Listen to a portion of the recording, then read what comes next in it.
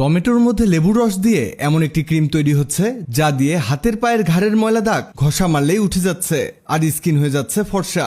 প্রাকৃতিক উপায়ে এত চমৎকার জিনিস হয়তো 99% মানুষ জানেই না। এর জন্য একটি টমেটোকে 2 ভাগ করে কেটে নিতে হবে আর এই 2 ভাগকে দিতে হবে একটি ব্লেন্ডারে ব্লেন্ড করার জন্য। এখানে কোনো প্রকার পানি দেয়া যাবে না। এখানে হয় কি, টমেটোতে ভিটামিন সি আর অ্যান্টিঅক্সিডেন্ট থাকায় ত্বকের দাগ, বলিরেখা আর শুষ্ক ভাব দূর করে দেয় খুব সহজেই।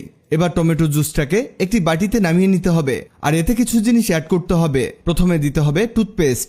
এখানে সাদা টুথপেস্ট ব্যবহার করবেন। টুথপেস্ট খুব দ্রুত ময়লা দূর করতে সাহায্য করে। এখানে 2 চামচ পরিমাণ টুথপেস্ট দিয়ে মিশিয়ে নিতে হবে। আপনি এই ক্রিমটাকে মুখে বাদ দিয়ে হাতে, পায়ে, ঘাড়ের কালো দাগে দিয়ে অল্প সময় ময়লা দূর করতে পারবেন। এটাকে মিশিয়ে নিয়ে একেবারে এরকম পিঙ্ক কালারে আনতে হবে। এরপরে লাগবে লেবুর রস। এখানে 1 স্লাইস লেবুর রস দিলেই যথেষ্ট।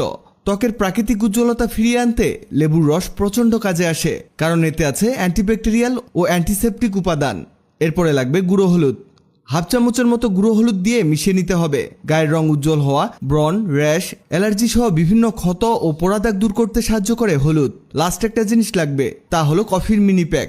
এখানে আপনি 5 টাকা দামের একটা মিনি প্যাক এতে ঢেলে দিবেন। কফি দেওয়াতে হবে কি, ত্বক মসৃণ হবে, ত্বকে থাকা পোড়া দাগ দূর করে দিয়ে ত্বককে উজ্জ্বল করতে সাহায্য হয়ে গেছে।